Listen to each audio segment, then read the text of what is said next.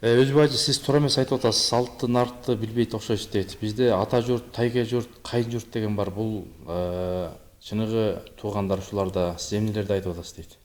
Урматтуу туугандар, чыныгы тууган ата журт. Үйүңдө өзүң кожоюн болсоң, ата журтуң менен болосуң. Ана үйүңдө катының билесе, анда кайын журтуң менен болосуң. Кечке чейин кайын журтуң жаныңда да. Минеп мероприятиесиң, бүт жерде кайын журтуң жүрөт. Анан үйдө апаң командир этсе, апаң командир. Анда тай журт. Үйүңдө кечке чейин тайлар жүрөт, тайлар. Кечке чейин тайлар жүрөт. Любой мероприятиеңде тайларың бир автобус келип алган, жейилип. Ошолор жүрөт. Өзүңдүн журтуң качып кетет. Мына бир журт таяна турган отуңда. Ал кайын журт сага журт эмес. Кайын журт керек болсо опасный журт. Урушуп көрчү аягың менен кандай болот экен сага кайын журт эмнени көрсөткөн. Сый бол. Сырыңды да айтырба дейт. Ошо эч нерсени билбедим. Эч бир сырыңды да билбесин, эч нерсе билбедим. Сый унчукпасын. Кызына да айтып жүрүш керек. Тиги куда. Кызым, алып келбе мага. Ташыба бүт бәрін. Сырлардың бәрін. Ана сен жамандап келесің. Біз жаман көрөбүз, урушуп кетебиз анан. Ажеке, бир дагы суроо келип атат. Тынчтыкбек Лейлек деген биздин көрөрман суроо берип атат. Ушул эфирди видео кылып бөлүп чыгарыңызчы. Менин кайын журтум келе берип дейт, тасканы чыгарды дейт. Ошол дейт, таска чыгат. Келип алат, уламам келе берет, чакыра берет, бир нерсе жумшай берет, акчаңды сурай берет, карыз кала берет, анан көрөсүң анан. Ошон үчүн үйүс керек, эмиппе керек. Алар силерге тиешеси жок. Тиеше мына өзүңдүн тууганыңмен, урматтуу туугандар. Силер өзүңөрдүн тууганыңарды сыйлай албай, анан башка жактан тууган издеп жүрсүңөр. Кайынды тууган кылып аласың, кайнаганы тууган кылып аласың, кайнатаны тууган кылып аласың. Өзүң тууганыңды кара. Өзүң туугандарың менен бол. Анан өзүң тууган эметпейсиң да, бүт ар жактан тууган издеп жүр. Классташтарды тууган кылып жүрсүң. Ар кимди тууган кылып. Болбойт андай. Мына тууган, урматтуу туугандар, мына шарият боюнча эме фарз өзүңдүн туугандарың. Мына акеңдин, атаңдын акелери, үкөлөрү өзүңдүн туугандарың. Мына ошол сенин чыныңдын туугандарың. Даже кызың, урматтуу туугандар, күйөөгө чыккандан кийин кызың чужой. Эгерде ал келип сен менен уламан катышасың, үй бүлөсүнө зиян келет анын. Ошон үчүн сый дейт. Ал бул эреже, кыргыздын эрежеси болгон. Куда менен өтө сый. Улам катташа бербей, мына анда санда көрүшүп, анда санда учурашып, сыйлашып жүргөн. Болду мына. Ошондой болуш керек. Тайлар да ошондой. Урматтуу, тай деген атаңдын кайын журту ал. Атаңа бир 40 жыл мурда берген кызын. Анан эмне дагы келип жүр. Эмнени көп берет? Эч нерсени көп бербейт тай деген. Ол тайды сый, тай менен жен. Жен келгенче жети бөрү киргизейин, жен жер болбойт, жерге тас болбойт деген каяктан чыгат? Катышпа деп. Катышпа, келбе. Жен, кыздын баласы, карындаштын балдары женсиңер, алыштыргыла. Кеде көрүшүп калсак, сыйлашабыз, урматташабыз. Болду. Кайын журт ошондой. Келе берет. Жана бажа дегендерди алыштыруу жок, керек жок сен. Каяктан сага бажа тууган? Тууган эмес бажа. Келип алып, улам бажа той, бажа эме, бажанын день рожденияси, эжеңдин кайнэженин день рожденияси, балекеттин баары. Бүт убара. Ар ким өзүң менен жаша. Мына кыз киши кайын журту ошонун журту. Кыз кишиники. Төркүн бүттү, журт эмес, урматтуу, бүттү. Кыз кетти, бүт чийип жашаш керек, бүт мына пропискадан чийип. Всё, кеттиң, выписан. Берде келин отурат. Сен барда кайын журттун ичине кирип кет. Ошолордун журту болуп кет. Ошол сен журтуң. Мына кыз кишиники кайын журту. Эркектин кайын журту журт эмес. Кайын журту чужой адамдар. Алар мешеде дейт. Эркектин журту өзүнүн журту. Аялдын журту кайын журту. Кайын журт аялдын журту. Ошонун менен жашайт, ошол менен болот, ошол жерде тойлору, аштары бүт баары ошол жакта болот.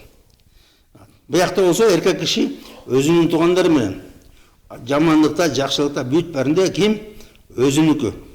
Тетиги аке өтүп кетти, тете үкө ооруп калыптыр, ошол жакка тетиги эме баласын берип атыптыр, ошол жерге барабыз. Тетиги аке, мына ошол сенин журтуң.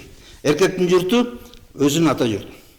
Аялдын журту кайын журту. Кайын журт ошо аялдын журту. Аны аралаштырбай болот. Ачка суроолор өтөк суроолор көп болуп кетти, аябай. Ушул кишини абдан жаман көрө берсе элем. Көрсө бул киши көп жесир аялдарга чоң жардам кылыптыр. Кечирип коюңузду суранам дейт. Алла кечирсин. Рахмат.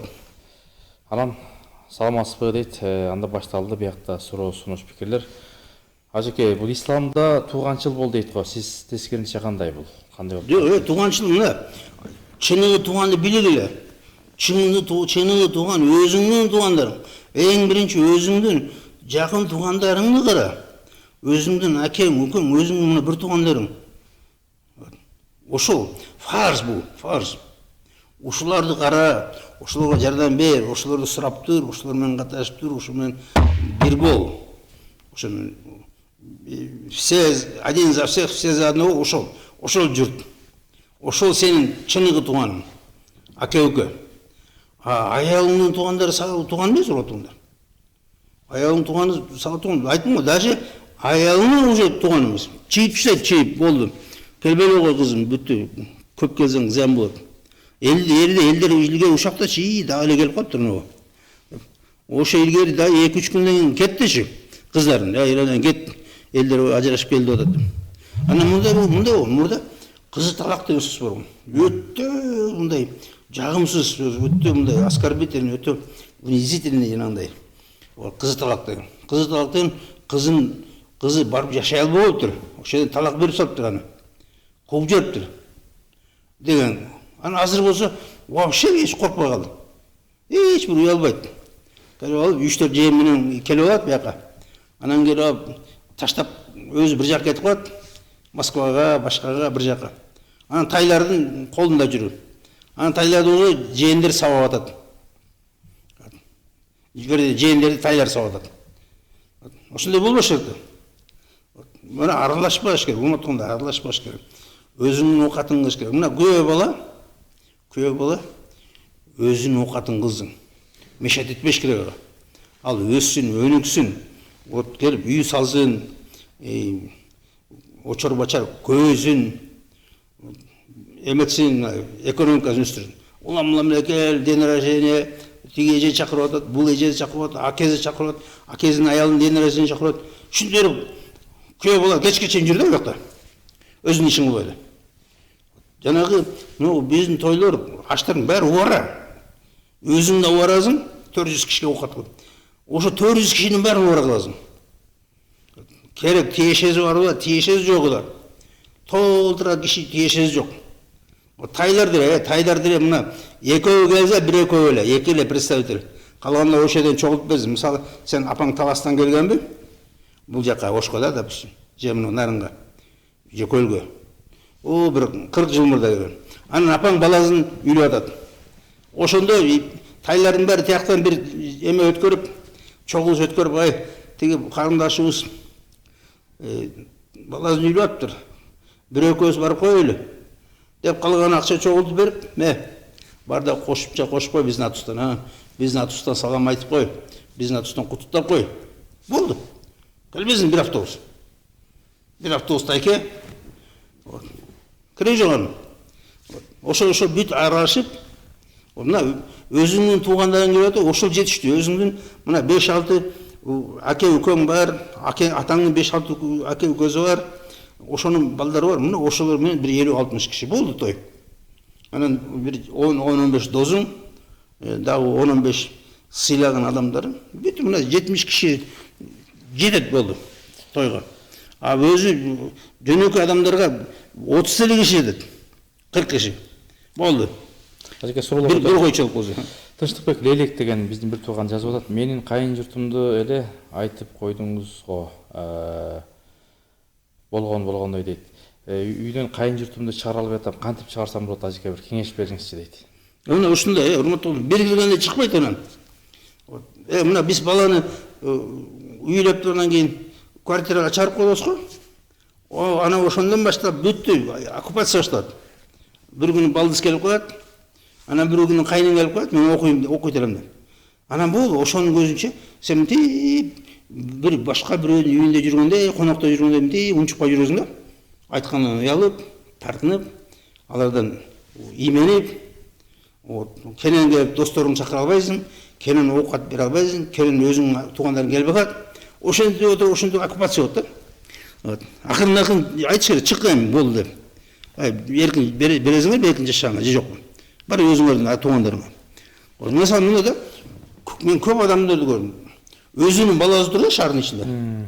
Баласылар бар, қыздың үйі бар да. Тилекке қаршы. Ошондой, ана барып, ошақ отырып алышады, ошаққа жашады.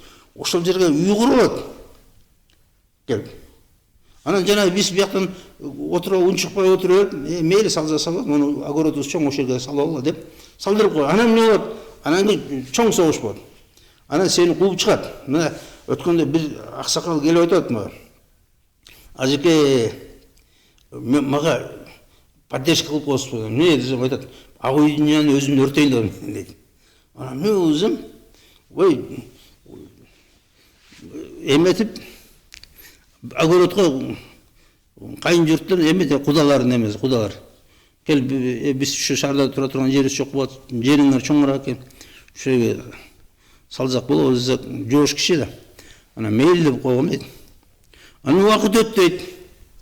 Анан убакыт өтүп, анан бир күнү эме дейт, келин балабызды террор кылып, эгерде жерди мага өткөрүп бербесең, мен сени менен ажырашам. Мага өткөрүп бер. Анда жашабайм. Анан кийин балам өткөрүп салып дейт, макул болуп. А көрсө дейт, мен мага билгиспей, менин аялым колго берип койду дейт. Ошонун негизинде жазып койду. Биз эме незаконный. Так, подделка. Анан кийин үйдү куруп алган, эметкен, уже толуп алган дейт анан. Мени кууп чыгат дейт. Болду, эми балам болсо кетип кал дейт Москвага. Тиги ажырашып, ЗАГС менен ажырашып, баламды кууп жибер дейт. Келин. Мен эле калып калдым дейт. Кемпир өлүп калган. Мен мени чыгарып жиберди. Мына Верховный соттон уткуздум. Мени чыгарып жиберет атат. Анан мен эми өзүм өртөйм. Сен мага поддержка кылгыла, келип арачалап калгыла атат да. Анан ой, коюңуз да, антпеңиз. Кантип эле биз сизге келип ошо өртөгөнгө метенен ажыратып коелу. Ошондой окуят, урматтуу, кетпейт анан бир киргенден кийин. Кетире албайсыңар да ошону. Вот мисалы эметиш үчүн чоң разбор коюш керек. Сенин туугандарың, мен ага айтып коеюн, мен кантип сенин туугандарың келип разбор кылышы, айланайындар. Өзүңөрчө жашабайсыңар. Балабызга. Урматтуу, мындай эме бар, түшүнүк бар экен. Анан эмне биз кызыбыз болсо, эмне үчүн биз кызыбыз үйүбүз келбейт экенбиз? Эмне үчүн арды жашабайт экенбиз? Деп берет экен. Алар уже законный оккупация болуп аткан. Кыздын үйүнө кирип, ошо биз кызыбыз биздики, бала күйөө бала биздики. Анан мен айттым, мына урматтуу, акырындап бизде төңкөрүш болуп барат, мындай оңгоруп барат да. Азыр келинди үйгө алып келбей эле эркек баланы алып кетип атат. Эркек баланы приватизация кылып атат. Азыр мен айтам, анда кыздар силер той бергиле. Силер үйлөнгүлө, силер той бергиле. Анан кийин алып кете бергиле. Биз болсо узатуу аземин өткөрөйлү. Анткени балдарыбызды алдырып атабыз биз. Тойду силер бергиле. Калыңды силер төлөгүлө бизге. Мына балаңды мага бер деп туруп. Анан биз силерге баланы беребиз, бүттү. Аны силер алып коесуңар да. Мына ушундай тескери болуп барат да, тескери. Мисалы шариаттан айтпайбы, шариатта урматтууңдар, эркек киши өзүңдүн атаңды өзүң кара. Өзүң тууганың өзүң кара, фарз. Өзүң тууганың. Кайын журт эмес. Жанагы тойдо да эки жакты бир кара кыла деп койбу? Эч кандай эки жак жок. Бир эле жак кылат. Мына кыз киши айттым го, кайын журтка келет. Журт болуп. Буяка бүттү 4 күн болбойт журт. Kız kişi көчөттү, урман көчөттү билесиңби, көчөт. Көчөт бир жерден көчөт.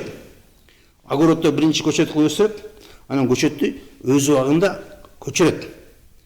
Анан көчөт ошакка барганда гүлдейт.